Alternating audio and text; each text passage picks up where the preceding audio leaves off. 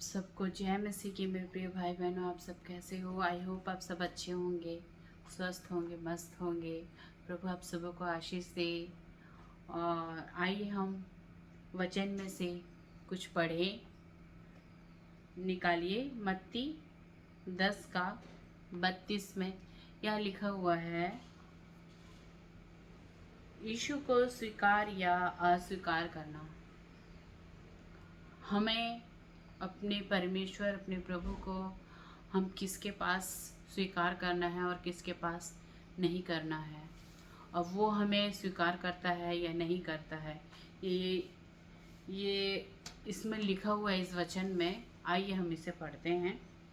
मुझे तो उतना बोलना सिखाना मतलब जो बोलना नहीं आता है, लेकिन मैं वचन के द्वारा कुछ कुछ बातें को मैं सीख जाती हूँ, तो इसी के आपके साथ शेयर करती हूँ।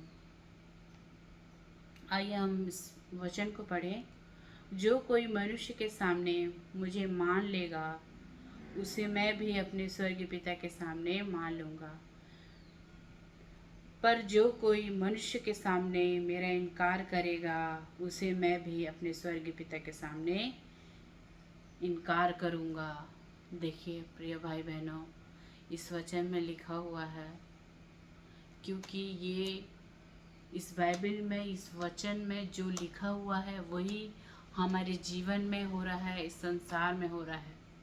जो मसीह विरोधी है ना, यही है इस वचन में जो लिखा हुआ, यही है कि अगर मान लो हमारे घर कोई आ गया मसीह विरोधी, अगर वो हमको बोलता है क्या तुम मसीह हो, तो परमेश्वर को मानते हो, यीशु मसीह को जानते हो, अगर हम हाँ बोले, क्योंकि वो मनुष्य है, अगर हम हाँ बोलेंगे तो हमारा पिता भी अपने स्वर्गीय पिता के सामने हमें मान लेगा।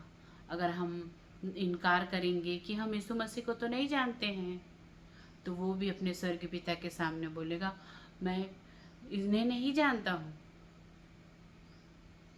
मेरे प्रिय भाई बहनों, ये वचन हमें यही सिखाता है कि अपने स्वर्ग पिता के सामने हमें वो मानेगा या नहीं, क्योंकि हम मनुष्य हैं और हमें अपने परमेश्वर, अपने यीशु मसीह को हमें मानना है कि हाँ, हम जानते हैं यीशु मसीह को, क्योंकि वो हमारा स्वर्गीय पिता है, वो हमारा राजा है, जिसने हमारे लिए क्रूस पर बलिदान हो गया, अपना लहू बहाया।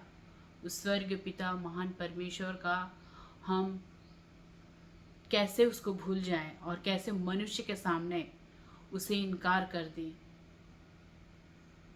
इस वचन के पढ़े जाने पर आप सबों को आशीष दे परमेश्वर, और मुझे भी धन्यवाद।